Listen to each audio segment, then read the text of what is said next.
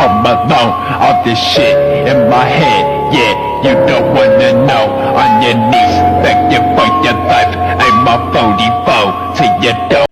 Halo, perkenalkan nama saya Dava Ditya Putra dengan NIM 08251143. Jadi geometri bidang datar merupakan cabang geometri yang mempelajari bentuk, ukuran, dan hubungan antara bangun dua dimensi seperti segmen, garis, segitiga, trapesium, dan kurva. Dalam konteks perhitungan luas atau jarak pada permukaan yang tidak beraturan, konsep dasar geometri bidang datar menjadi fondasi untuk memahami suatu bentuk dapat dipecah menjadi bagian-bagian kecil yang sederhana, teman-teman. Perkenalkan, nama saya Ahnaf Fadil Makarum dengan NIM 08251075.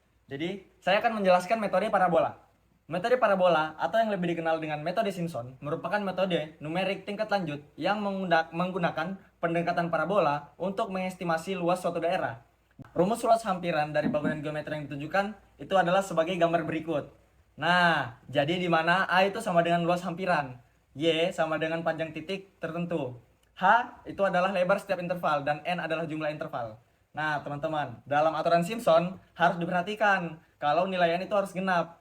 Dan juga pola dari koefisien yang diberikan adalah 1, 4, 2, 4, 2, 4, 2, dan seterusnya hingga berakhir dengan 4 dan 1. Saya Terpusat Pertanian dengan NIM 1139. Metode trapesium adalah metode numerik yang digunakan untuk menghampiri luas daerah di bawah kurva dengan membagi kurva tersebut dalam beberapa interval yang sama panjang. Setiap interval dipresentasikan sebagai sebuah trapesium, sehingga luas total merupakan penjumlahan semua trapesium kecil. Nah, yang dimana itu A sama dengan luas hampiran, Y sama dengan panjang setiap titik tertentu, H sama dengan lebar setiap interval, dan N sama dengan jumlah interval. Halo semuanya, kenalin nama aku Adelia Francisca dengan NIM 08251019. Nah, sekarang kita masuk ke bab 3, yaitu langkah penyelesaian. Langkah yang pertama adalah penentuan skala dan panjang danau. Langkah pertama adalah menentukan panjang total danau berdasarkan gambar peta berskala yang terdapat pada soal.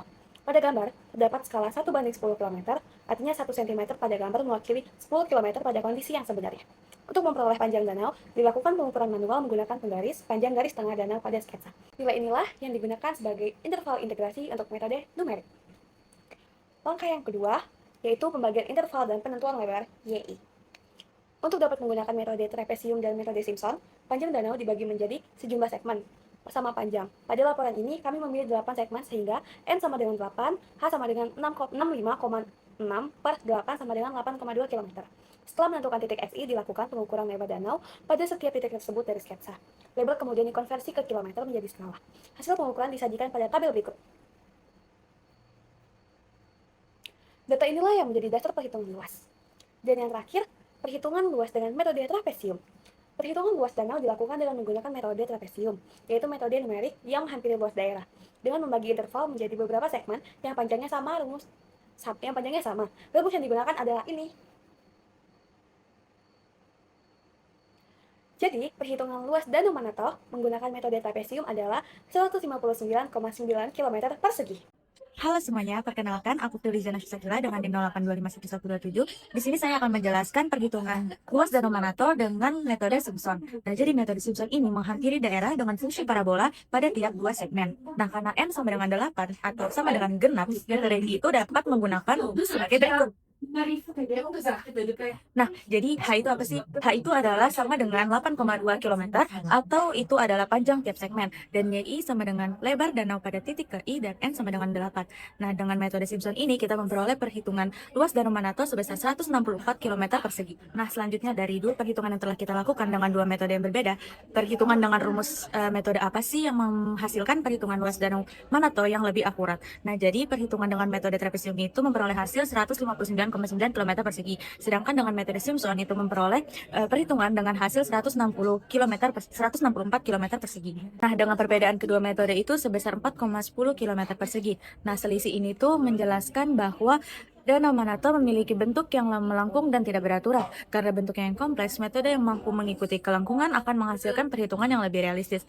Perkenalkan, nama saya Muhammad Lutfi Zulkarnain dengan NIM 08251091. Jadi, dari hasil laporan proyek matematika kelompok kami, dapat disimpulkan bahwa metode trapesium pada lebar Danau Manato yang telah diukur itu memperoleh hampiran luas sebesar 159,9 km persegi. Nah, lalu pada prinsip metode Simpson dengan menggunakan data yang sama menghasilkan hampiran luas sebesar 164 km persegi. Metode ini memberikan hasil yang berada tepat pada nilai referensi luas Danau Manato. Nah, lalu perbandingan hasil kedua metode menunjukkan terdapat selisih sebesar 4,10 km persegi, di mana metode trapesium menghasilkan nilai yang lebih kecil daripada metode Simpson.